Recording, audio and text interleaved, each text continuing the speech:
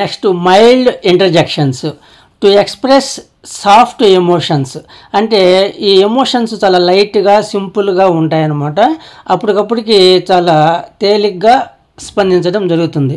Well you have one, మంచిదే నువ్వు గెలిచావు అంటే మరీ అంత ఇంటెన్షన్ ఉండదు, కానీ స్పందిస్తాం.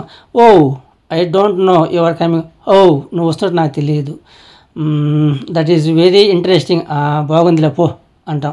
అంటే సింపుల్గా పైనే స్పందించేదానికి వాడే పదాలని మైల్డ్ ఇంటర్జెక్షన్స్ అంటాము. నెక్స్ట్ గ్రీటింగ్ ఇంటర్జెక్షన్స్ అంటే ఒకరిని పలకరించడానికి ఒక పలకరింపుగా ఉపయోగించే ఇంటర్జెక్షన్స్.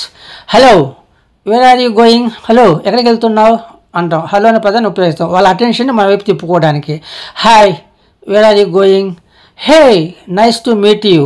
ఇట్లా ఒకరిని పలకరించడానికి వాళ్ళని మన వైపు తిప్పుకోవడానికి అటెన్షన్ చేయడానికి ఉపయోగించే ఇంటర్జెక్షన్స్ని గ్రీటింగ్ ఇంటర్జెక్షన్స్ అంటాం. నెక్స్ట్ ఫేర్వెల్ ఇంటర్జెక్షన్స్ ఒకరిని సాగనంపడానికి వెళ్ళనంపేటప్పుడు చెప్పే గ్రీటింగ్స్ అన్నమాట.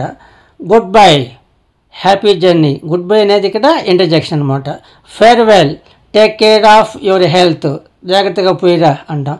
ఈ గుడ్ బై, ఫేర్వెల్ అనే పదాలని సాగనంపేటప్పుడు ఉపయోగిస్తాము. అప్పటికప్పటికి వస్తాయన్నమాట. అందుకని వీటిని ఫేర్వెల్ ఇంటర్జెక్షన్స్ అంటాము. Next agreement interjections. ఇవి ఎలా ఉంటాయంటే ఎవరైనా ఒక విషయం చెప్పినప్పుడు ఒక సంఘటనకి మనం ఆమోదం తెలియజేస్తాం, ఒప్పుకుంటాం. అలాంటప్పుడు ఉపయోగించే ఇంటర్జెక్షన్స్ చూడండి. All right, let's go, okay బాగానే ఉంది, పోదాం పదండి అంటాం. Okay I agree with you, సరే అలాగే నీతో నేను ఒప్పుకుంటున్నాను అంటాం. ఒక విషయం చెప్తూ ముందుగా ఆల్ రైట్, ఓకే, వెల్కమ్ ఇలాంటి పదాలు ఉపయోగిస్తాం. ఇవి అగ్రిమెంట్ ఇంటర్జెక్షన్స్ అంటాం. ఈ విధంగా మైల్డ్ ఇంటర్జెక్షన్స్ అంటే తేలికగా ఎమోషన్ని చెప్పేటప్పుడు ఉపయోగించేవి. గ్రీటింగ్ ఇంటర్జెక్షన్స్ అంటే ఒకరి అటెన్షన్ మన వైపు తిప్పుకోవడానికి పలకరింపుగా చెప్పే ఇంటర్జెక్షన్స్. తర్వాత ఫేర్వెల్ సాగనంపేటప్పుడు ఉపయోగించే ఇంటర్జెక్షన్స్. అగ్రిమెంట్ ఒప్పుకుంటున్నట్లుగా చెప్పే ఇంటర్జెక్షన్స్. ఇవన్నీ పదాలు కూడా మనం ఉద్దేశపూర్వకంగా అనము. ఒక విషయం చెప్పేటప్పుడు ముందుగా ఈ పదాలను ఉపయోగించడం అనేది ఒక భావాత్మకం అన్నమాట, ఒక ఎమోషన్ అవుతుంది.